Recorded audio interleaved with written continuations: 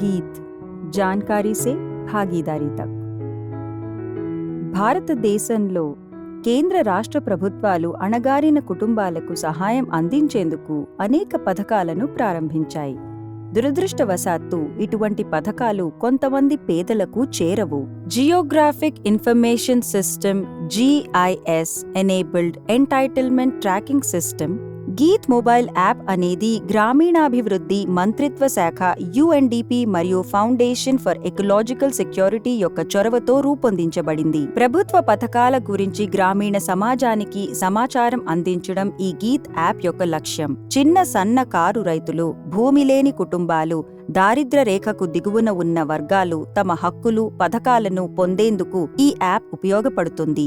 అలాగే బడుగు బలహీన వర్గాల కుటుంబాలకు పథకాలను అందజేయడం ద్వారా వారి జీవనోపాధులను మెరుగుపరుస్తుంది. ఎన్యూమరేటర్లు ఈ గీత్ యాప్ ఉపయోగించడంలో కీలక పాత్ర పోషిస్తారు. గీత్ యాప్లో ఎన్యూమరేటర్లు, వ్యక్తులు, కుటుంబాలు వారి పేర్లు నమోదు చేసుకోవాలి. ప్రజలకు వారి అందుబాటులో ఉన్న వివిధ ప్రభుత్వ పథకాలు, కావలసిన అర్హతలు, ప్రయోజనాలపై గీత్ ద్వారా అవగాహన కల్పిస్తారు. ప్రజల సమస్యలను ప్రభుత్వ శాఖలకు చేరవేసి వారి సమస్యలను పరిష్కరిస్తారు. ఈ వీడియోలో యాప్ని ఎన్యూమరేటర్లు ఎలా ఉపయోగించాలో పేర్కొన్నారు. యాప్ని డౌన్లోడ్ చెయ్యడానికి https://geetory.org.in వెబ్సైట్కి వెళ్ళాలి.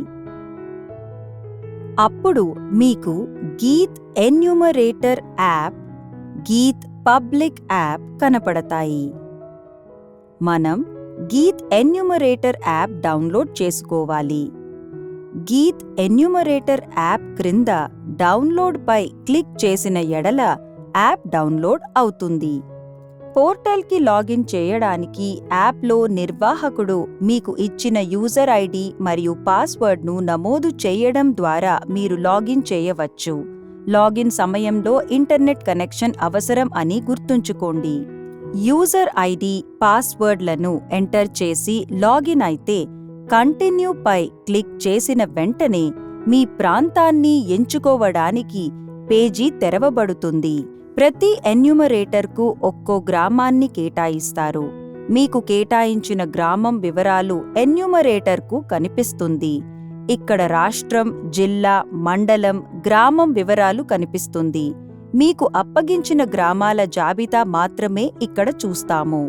ఎన్యూమరేటర్లు పనిచేసే గ్రామాల డేటాను డౌన్లోడ్ చేసుకోవచ్చు. డేటా డౌన్లోడ్ కోసం ఒక్కో గ్రామాన్ని మాత్రమే ఎంచుకోవాలని మా సూచన. గ్రామాన్ని ఎంచుకుని సబ్మిట్ చేస్తే గ్రామం యొక్క మొత్తం వివరాలు మీ మొబైల్లో డౌన్లోడ్ చేయబడుతుంది. వివరాలు డౌన్లోడ్ చేయడానికి ఇంటర్నెట్ కనెక్షన్ అవసరం. డౌన్లోడ్ చేయడానికి కొన్ని నిమిషాలు పట్టవచ్చు. వివరాలు డౌన్లోడ్ తర్వాత మనం హోమ్ స్క్రీన్కి వెళతాము. ఇక్కడ సెట్టింగ్ పై క్లిక్ చేసి తదుపరి పేజీలో యాప్ యొక్క భాషను మార్చుకోవాలి. భాషను మార్చడానికి మనం చేంజ్ లాంగ్వేజ్ పై క్లిక్ చేస్తాము. మనం తెలుగుని ఎంచుకున్నాం. చేంజ్ క్లిక్ చేసిన వెంటనే అన్ని వివరాలు తెలుగులో వస్తాయి. భాషను మార్చడానికి ఇంటర్నెట్ కనెక్షన్ అవసరం లేదు. ఇప్పుడు ఎన్యూమరేటర్ మీ గ్రామంలో పనిచేయవచ్చు. విభాగం 1 డేటా ఎంట్రీ. ఇందులో డేటా ఎంట్రీ గురించి తెలుసుకుందాం. ఇక్కడ 4 విభాగాలు ఉన్నాయి. ముందుగా డేటా ఎంట్రీ ఉంది. SECC డేటా, అర్హత కార్డ్ డేటా, కొత్త రికార్డ్ చేర్చు, కుటుంబాల వివరాలు. SECC డేటాలో ప్రభుత్వ జనాభా లెక్కల వివరాలు ఉన్నాయి. రాష్ట్ర ప్రభుత్వ అనుమతితో SECC డేటాను ఈ యాప్ యాక్టివేట్ చేస్తుంది. గ్రామంలో పనిచేయడానికి ఇంటర్నెట్ కనెక్షన్ అవసరం లేదు. మొదటిగా కొత్త రికార్డు చేర్చుకి వెళ్ళాలి. ఇక్కడ ఎవ్వరి సమాచారం అయితే నింపుతున్నామో ఆ వ్యక్తి పేరు, తన తండ్రి లేదా భర్త పేరు, తల్లి పేరు, పుట్టిన తేదీ, క్యాలెండర్లో సంవత్సరం, నెల, తేదీలను ఎంచుకోవాలి. ఇక్కడ క్యాలెండర్లో నెల ఎంపిక ఎగువన కనిపిస్తుంది. సంవత్సరాన్ని మార్చటానికి నేను పుట్టిన సంవత్సరాన్ని ఎంపిక చేసి దిగువకు వెళ్లి క్లిక్ చేయాలి. 10 సంఖ్యల మొబైల్ నంబర్ను ఎంటర్ చేయాలి. వయసు నింపాలి. డ్రాప్ డౌన్ నుంచి కులం ఎంపిక చేయాలి. లింగం పురుషుడా, స్త్రీ లేక ట్రాన్స్జెండర్ ఎంపిక చేయాలి. మీరు దారిద్ర్య రేఖకు దిగువన ఉంటే అవును అని, లేకపోతే లేదు అని ఎంపిక చేయాలి. డ్రాప్ డౌన్ నుంచి వివాహ స్థితి ఎంపిక చేయాలి. మీరు గర్భవతిగా ఉన్నారా లేదా పాలు ఇచ్చే తల్లులు అని పూరించండి. మీకు వైకల్యం ఉందా లేదా అని ఎంచుకోండి. ఈ వివరాలను పూరించడం అవసరం. ఆఖరున SHG అంటే మహిళా సంఘం పేరును డ్రాప్ డౌన్ మెనూ నుండి ఎన్యూమరేటర్ ఎంచుకోవచ్చు. అయితే ఈ ఫీల్డ్ని పూరించడం ఇచ్చికం. ఇంటి సంఖ్య లేదా HH సంఖ్య 2 విభాగాలను కలిగి ఉంటుంది. మేము హౌస్ హోల్డ్లో 3వ లేదా 4వ సభ్యుడిని జోడిస్తున్నట్లయితే మేము ఇప్పటికే ఉన్న హౌస్ హోల్డ్ ఎంపికను ఎంచుకుంటాము. 2వ ఎంపిక కొత్త ఇంటిని నమోదు చేయండి. ఇంట్లో ఎవరైనా సభ్యులు జోడించబడినట్లయితే యాప్లోని ఎంటర్ న్యూ హౌస్ హోల్డ్ ఎంపికను ఎంచుకోవడం ద్వారా మేము ఆ ఇంటిని జోడించవచ్చు. కొత్త కుటుంబంలోకి ప్రవేశించడానికి కుటుంబ పెద్దపై క్లిక్ చేయండి. ప్రాథమిక వివరాలు మళ్లీ అక్కడ ఉంటాయి. ఈ పేజ్లో వారి వయస్సు, కులం, లింగం మరియు వారి దారిద్ర్య రేఖకు దిగువన ఉన్నారా, వారి వైవాహిక స్థితి వంటి వివరాలను పూరించిన తర్వాత ఇన్సర్ట్ ఎంపికపై క్లిక్ చేసిన తర్వాత తాత్కాలిక సంఖ్య వస్తుంది. ప్రస్తుతం ఉన్న కుటుంబం ఆప్షన్పై క్లిక్ చేసినప్పుడు మనకు 2 ఆప్షన్లు కనిపిస్తాయి. మొదటిది ప్రస్తుతం ఉన్న శాశ్వత కుటుంబ సంఖ్య మరియు రెండవది తాత్కాలిక కుటుంబ సంఖ్య. మీరు పాత కుటుంబానికి కొత్త సభ్యుడిని జోడిస్తున్నట్లయితే మీరు అతని తాత్కాలిక అర్హత సంఖ్యను గుర్తుంచుకోవాలి, నమోదు చేయాలి. తాత్కాలిక అర్హత సంఖ్య మొబైల్ నుండి సృష్టించబడింది. కొన్నిసార్లు పని ఆఫ్లైన్లో చేయాల్సి ఉంటుంది. మీరు గ్రామం యొక్క పూర్తి డేటాను పోర్టల్లో సింక్ చేసే వరకు 12 అంకెల ECID నంబర్ కేటాయించబడదు. ఆ పరిస్థితిలో తాత్కాలిక కుటుంబ నంబర్ని ఉపయోగించాల్సి ఉంటుంది. సెట్టింగ్స్ పై క్లిక్ చేయడం ద్వారా నేను సమకాలీకరించు సింక్రనైజ్ క్లిక్ చేసిన వెంటనే దాని EC నంబర్ మరియు కుటుంబ సంఖ్య వచ్చాయి. దీని తర్వాత మనం ఈ కుటుంబంలోని మరొక సభ్యుడిని జోడించడానికి మరొక సభ్యుడిని జోడించు పై క్లిక్ చేయడం ద్వారా ఈ కుటుంబంలోని మరొక సభ్యుడిని జత చేయగలరు. మీరు కొత్త కుటుంబాన్ని జోడిస్తున్నట్లయితే మీరు కొత్త తాత్కాలిక సంఖ్యను పొందుతారు.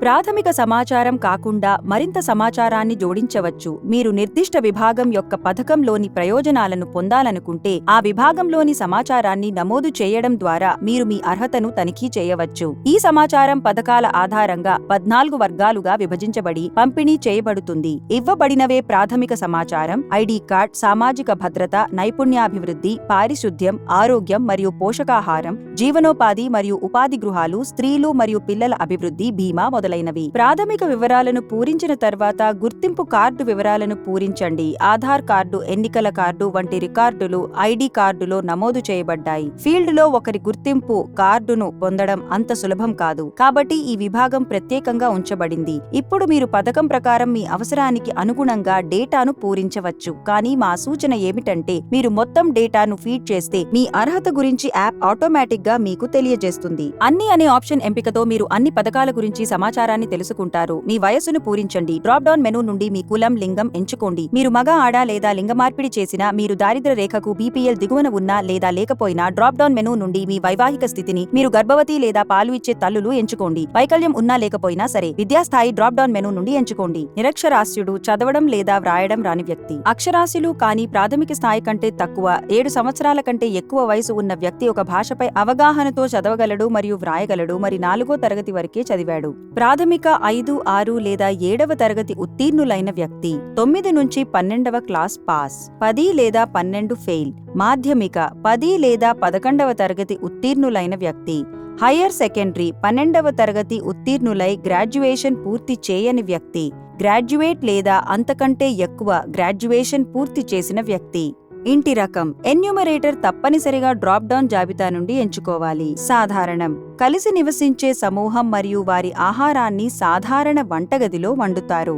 సంస్థాగత వంటగదిలో భోజనం తయారు చేసే సంబంధం లేని వ్యక్తుల సమూహం. నిరాశ్రయులు ఇళ్లలో నివసించని వారు బహిరంగ ప్రదేశంలో నివసించేవారు.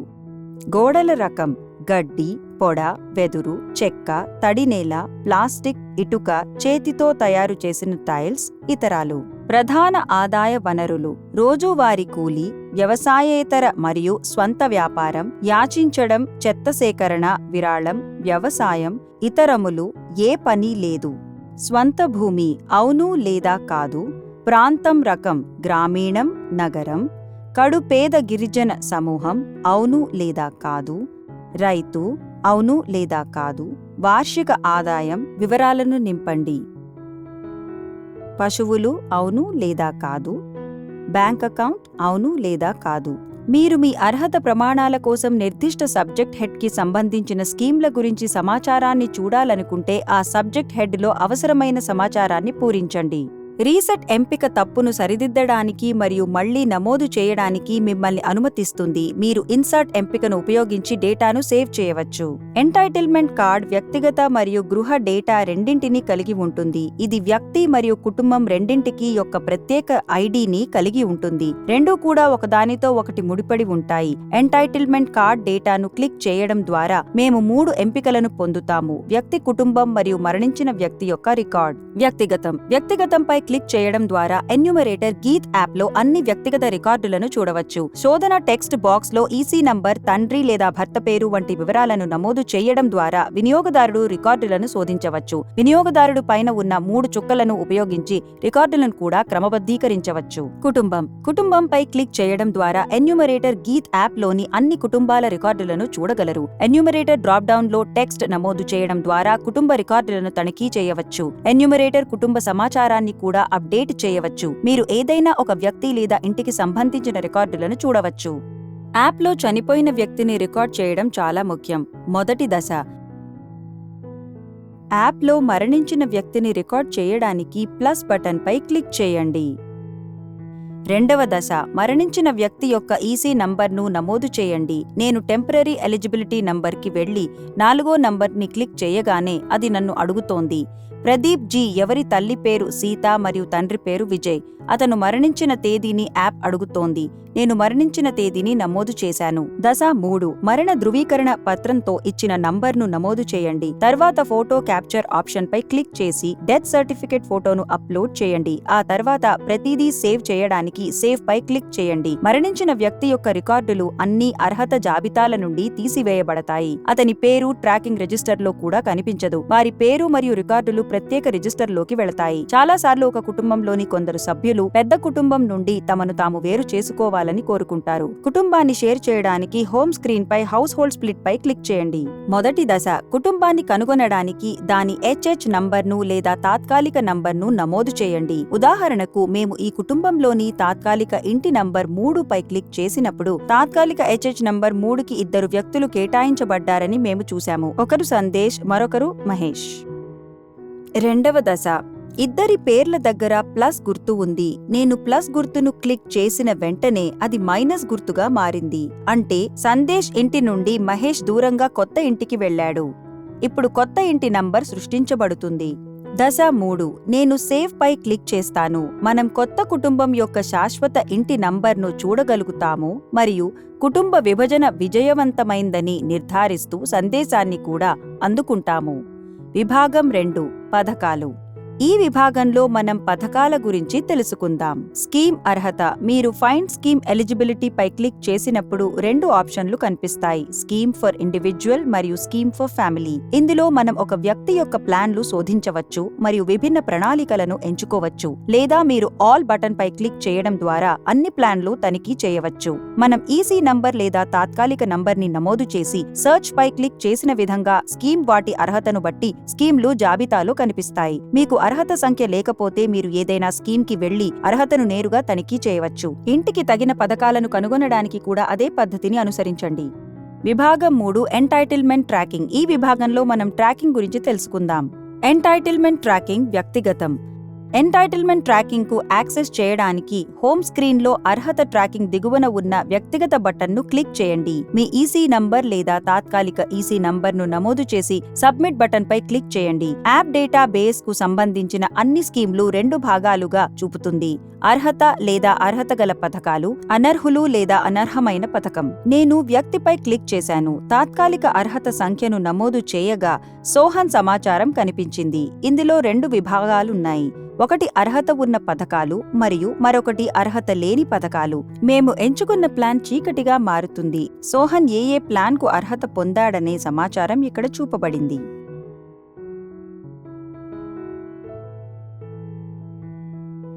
నేను ప్రొవిజనల్ ఎలిజిబిలిటీ నంబర్కి వెళ్ళినప్పుడు నేను ఎప్పుడు దరఖాస్తు చేసుకున్నానో మరియు నేను పథకం యొక్క ప్రయోజనాన్ని ఎప్పుడు పొందానో కూడా అది నాకు చూపుతుంది.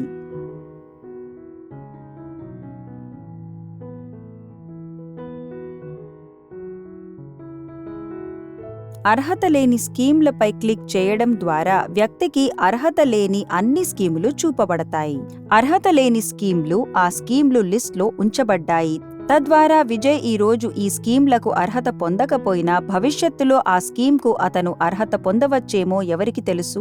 అవివాహిత విజయ్కు వివాహం జరగాలి లేదా మైనర్ విజయ్కు 18 ఏళ్లు ఉండాలి లేదా సీనియర్ సిటిజన్ కేటగిరీలోకి రావాలి. ట్రాకింగ్ రిజిస్టర్ ఎన్యూమరేటర్ అర్హతలను ట్రాక్ చేయడానికి అనుమతిస్తుంది. ట్రాకింగ్ రిజిస్టర్ నుండి ఎన్యూమరేటర్ ఒక వ్యక్తి ఎన్ని పథకాలకు దరఖాస్తు చేసుకున్నాడు మరియు అతను ఏ పథకాలకు దరఖాస్తు చేసుకున్నాడో మీరు చూడవచ్చు, మరియు మీరు ఎన్ని పథకాలను సద్వినియోగం చేసుకున్నారు. ఎవరైనా అర్హత ఉన్న స్కీమ్ కోసం దరఖాస్తు చేసుకున్నప్పటి నుండి వారు పథకాన్ని పొందే తేదీ వరకు ఈ రిజిస్టర్ చూపిస్తుంది. అతను సేవ్ బటన్ పై క్లిక్ చేయడం ద్వారా ఈ మొత్తం సమాచారాన్ని కూడా సేవ్ చేయవచ్చు. మళ్లీ ఇన్స్టాల్ చేయడం అంటే డేటాను పూర్తిగా క్లియర్ చేయడం, అన్నింటినీ రద్దు చేస్తుంది. హక్కు ఫిర్యాదులు. ఈ విభాగంలో మనం ఫిర్యాదుల గురించి తెలుసుకుందాం. స్కీమ్లు మరియు ప్రోగ్రాంలకు సంబంధించిన ఫిర్యాదులను ఫైల్ చేయడానికి 2 ఎంపికలు ఉన్నాయి: వ్యక్తులు మరియు కుటుంబాలు. వ్యక్తిగత ఫిర్యాదును నమోదు చేయడానికి కొత్త ఫిర్యాదును నమోదు చేయి పై క్లిక్ చేయవచ్చు. ఈ ప్లస్ ఉపయోగించి మనం యాప్లో నమోదు చేసుకోవచ్చు మరియు ఫిర్యాదు చేయవచ్చు. మనం ప్లస్ పై క్లిక్ చేసిన వెంటనే ఫిర్యాదు దాఖలు చేసే వ్యక్తి యొక్క అర్హత సంఖ్యను నమోదు చేయమని సిస్టమ్ అడుగుతుంది.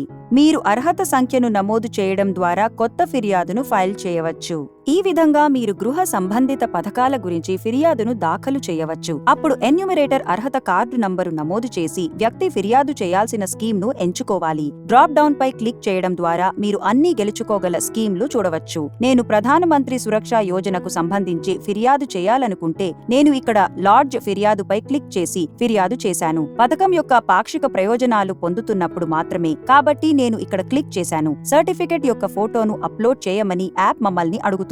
ఇది ఇచ్చికం అయినప్పటికీ ఫోటోను అప్లోడ్ చేయడానికి మేము ఫోటోపై క్లిక్ చేశాము. అదే విధంగా నాకు 2 ఎంపికలు వచ్చాయి: ఒకటి క్లిక్ చేయండి, మరొకటి రద్దు చేయండి. ఇందులో 2 విభాగాలు కూడా ఉన్నాయి. ఒకటి నిర్ణయించబడలేదు. ఇందులో దరఖాస్తు చేసిన ఫిర్యాదులు పరిష్కరించబడలేదు మరియు మరొకటి పరిష్కరించబడింది. వీటిలో పరిష్కరించబడిన ఫిర్యాదులు కూడా ఉన్నాయి. డ్రాప్ డౌన్ మెనూలో ఏదైనా ఫిర్యాదు కనిపించకపోతే మీరు ఇతర ఎంపికపై క్లిక్ చేసి రిజిస్టర్ ఫిర్యాదుల బటన్ను ఉపయోగించి వ్యక్తి లేదా కుటుంబానికి సంబంధించిన స్కీమ్ల గురించి ఫిర్యాదును వ్రాయవచ్చు. విభాగం 5 యాప్ సెట్టింగ్లు. ఈ విభాగంలో మనం యాప్ సెట్టింగ్ల గురించి తెలుసుకుందాం. నెట్వర్క్ కనెక్టివిటీతో ప్రతి 3 నుండి 4 గంటల డేటాని సింక్ చేయడం అవసరం. లేకపోతే ప్రతి సాయంత్రం ఇంటి నుండి లేదా కార్యాలయం నుండి డేటాను సింక్ చేయండి. ఎంత తక్కువ రికార్డులు ఉంటే డేటాను సింక్ చేయడానికి అంత ఎక్కువ సమయం పడుతుంది. ఆఫ్లైన్ లో పనిచేస్తున్నప్పుడు డేటా పోతుందనే భయం ఉంటుంది. డేటాని సింక్ చేయడం ద్వారా డేటా సర్వర్లో సేవ్ చేయబడుతుంది. మీ మొబైల్ దొంగలించబడినా లేదా దెబ్బతిన్నా డేటా సర్వర్లో సురక్షితంగా ఉంటుంది. మొబైల్ నుండి గీత్ సర్వర్లో డేటాను సేవ్ చేయడానికి మీకు ఇంటర్నెట్ కనెక్షన్ అవసరం. ఇందుకోసం సెట్టింగ్స్ లోకి వెళ్లి డేటా సమకాలీకరించు ఆప్షన్ పై క్లిక్ చేయాలి. డేటా సేవ్ చేయబడింది. ప్రక్క గ్రామంలో పనిచేయాలంటే ప్రాంతాన్ని మార్చుకోవాలి. దీనికి ప్రాంత మార్పు బటన్ను నొక్కండి. ప్రాంత మార్పులో మీరు మీ గ్రామాన్ని మాత్రమే మార్చగలరు, రాష్ట్రం, జిల్లా మరియు మండలం కాదు. లాగౌట్ చేయడానికి మీకు ఇంటర్నెట్ అవసరం లేదు. లాగౌట్ చేయడానికి హోమ్ స్క్రీన్ నుండి సెట్టింగ్ల పేజీకి వెళ్ళండి. సెట్టింగ్ల పేజీలో లాగౌట్ బటన్ను క్లిక్ చేయడం ద్వారా లాగౌట్ చేయండి. మీరు ఆన్లైన్లో లాగౌట్ చేసే ముందు మీ మొత్తం డేటా సర్వర్కి సింక్ చేయబడుతుంది. అదే ఖాతాతో మళ్లీ లాగిన్ అవ్వండి. ఇలా చేసిన తర్వాత మీరు యాప్లో మళ్లీ లాగిన్ అవ్వడాన్ని చూడవచ్చు. ఇక్కడ మీరు మీ యూజర్ నేమ్, పేరు మరియు పాస్వర్డ్ను మళ్లీ నమోదు చేసి మళ్లీ లాగిన్ అవ్వాలి. ఈ యూజర్ ఐడితో మీరు గీత్ పబ్లిక్ వెబ్సైట్లో లాగిన్ చేసి సేకరించిన డేటాను వీక్షించవచ్చు. దాని ఆధారంగా కొత్త రిపోర్ట్ను రూపొందించవచ్చు.